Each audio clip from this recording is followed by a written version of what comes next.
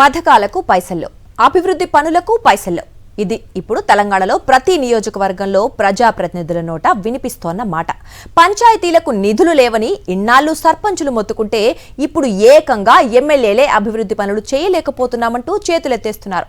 మరి అభివృద్ధి పనులు చేయాల్సిందెవరు? సంక్షేమ పథకాల పేరుతో అభివృద్ధికి అన్యాయం జరుగుతోందా? తెలంగాణలో అసలు ఏం జరుగుతోంది? నియోజకవర్గాల్లో ఏం చర్చ జరుగుతోంది? ప్రభుత్వాలు మారుతున్నాయి, హామీలు మారుతున్నాయి, కానీ ప్రజల సమస్యలు మాత్రం తీరడం లేదు. కరీంనగర్ జిల్లా మానకొండూరు నియోజకవర్గంలో గుండ్లపల్లి నుంచి గన్నేరువరం వరకు రోడ్డు నిర్మాణం కోసం స్థానికులు దాదాపుగా దశాబ్దన్నరగా పోరాటం చేస్తున్నారు. తిమ్మాపూర్ మండలం గుండ్లపల్లి నుంచి గన్నేరువరం వరకు రోడ్డు నిర్మించాలని ఎన్నో ఏళ్లుగా డిమాండ్ చేస్తున్నా సమస్యకు పరిష్కారం మాత్రం కనిపించడం లేదు. బీఆర్ఎస్ హయాంలో ఎమ్మెల్యేగా ఉన్న రసమయి బాలకిషన్ ఈ రోడ్డు నిర్మాణానికి హామీ ఇచ్చారు. కానీ ఆ హామీ అమలు కాలేదు. ఆ తర్వాత ఎన్నికలకు ముందు ప్రస్తుత ఎమ్మెల్యే కవ్వంపల్లి సత్యనారాయణ కూడా ఇదే రోడ్డు సమస్యపై హామీ ఇచ్చారు. రోడ్డు నిర్మాణం కోసం పాదయాత్ర కూడా చేశారు. దీంతో ఈసారైనా తమ సమస్య తీరుతుందని స్థానికులు ఆశించారు.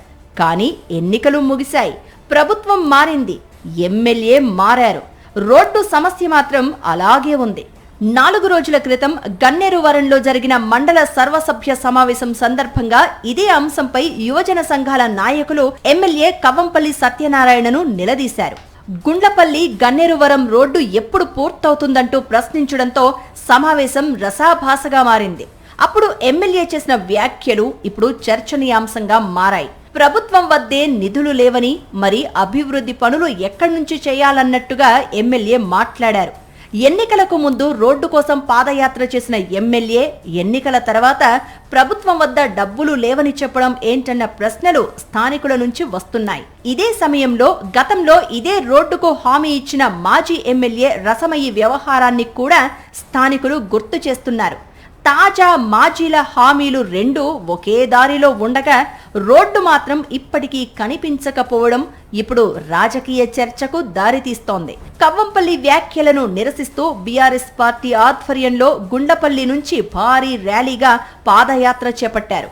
గుండ్లపల్లి నుంచి గన్నేరువరం వరకు రోడ్డు నిర్మాణం చేయాలని, ఇచ్చిన హామీలను అమలు చేయాలని డిమాండ్ చేశారు. అయితే ఈ వ్యవహారం ఇప్పుడు ఒక్క మానకొండూరు నియోజకవర్గానికే పరిమితం కాలేదు. అభివృద్ధి పనులకు నిధులు లేవన్న ఎమ్మెల్యే వ్యాఖ్యలు తెలంగాణలో ప్రభుత్వ ఆర్థిక పరిస్థితిపై కొత్త చర్చకు తెరతీశాయి.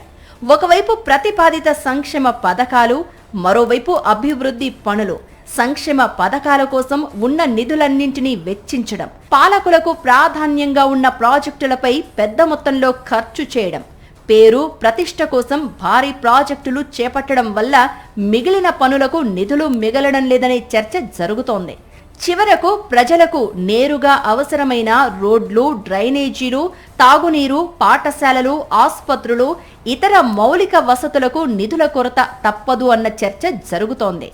ఇంటి పెద్ద ఆర్థిక క్రమశిక్షణ పాటించకపోతే ఆ కుటుంబం గుల్లయ్యే పరిస్థితి ఎలా ఉంటుందో, రాష్ట్ర ఆర్థిక నిర్వహణలోనూ క్రమశిక్షణ తప్పితే అదే పరిస్థితి వస్తుందన్న వాదన వినిపిస్తోంది. సంక్షేమం అవసరమే, అభివృద్ధి కూడా అంతే అవసరం. ప్రజలకు తక్షణ ప్రయోజనం అందించే పథకాలతో పాటు భవిష్యత్ అవసరాలకు ఉపయోగపడే మౌలిక వసతులను కూడా నిర్మించాల్సిన బాధ్యత ప్రభుత్వంపై ఉంటుంది.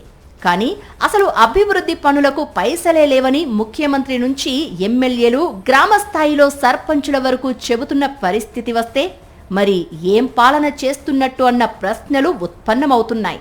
ప్రజలకు ఇచ్చిన హామీలు అమలు చేయాలి, అభివృద్ధి పనులు ముందుకు సాగాలి, అదే సమయంలో సంక్షేమ పథకాలు కొనసాగాలి. ఈ మూడింటిని సమన్వయం చేయాల్సిన బాధ్యత ప్రభుత్వానిదే. మానకొండూరులో గుండ్లపల్లి గన్నేరువరం రోడ్డు కోసం మొదలైన పోరాటం ఒక నియోజకవర్గం రోడ్డు సమస్యను దాటి తెలంగాణలో అభివృద్ధికి డబ్బులెక్కడా అన్న ప్రశ్నగా మారింది. సంక్షేమం కోసం ఖర్చు చేయాల్సిందే, కానీ అభివృద్ధిని పక్కన పెట్టి కాదు.